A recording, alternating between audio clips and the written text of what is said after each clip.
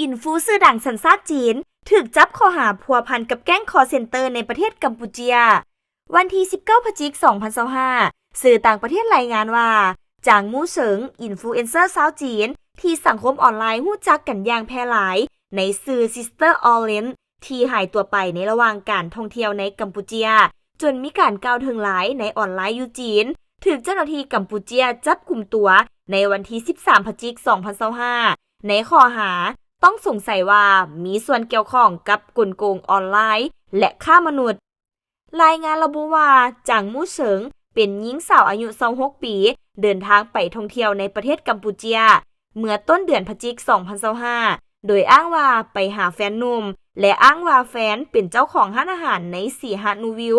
โดยวิดีโอล่าสุดของจางมู่เฉิงผูกเกี่ยวโพสต์ในช่องทางออนไลน์ส่วนตัวเมื่อวันที่8 พฤศจิกายน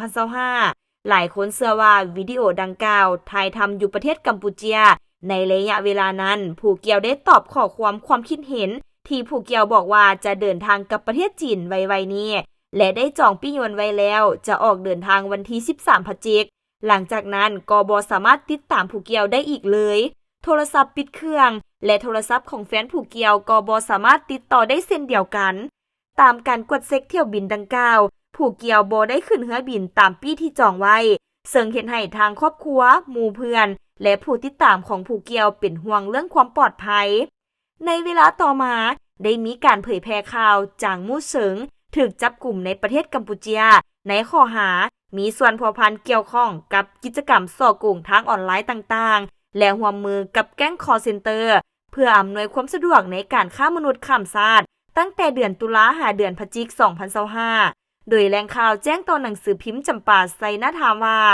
รายได้จากการส่อโกงทางออนไลน์ที่ถูกกล่าวหาเหล่านี้ถูกโอนเข้าบัญชีของจางมู่เฉิงวันที่15 พฤศจิกายน 2025ได้มีการออกคำสั่งควบคุมตัวตามกฎหมายทั้ง2ฉบับให้ย้ายจางมู่เฉิงไปยังคุกเปียสาในนครหลวงพนมเปญซึ่งเป็นคุกที่ใหญ่ที่สุดในกัมพูชาปัจจุบันจางมู่เฉิงถูกคุมขังเพื่อรอท่าการพิจารณาคดี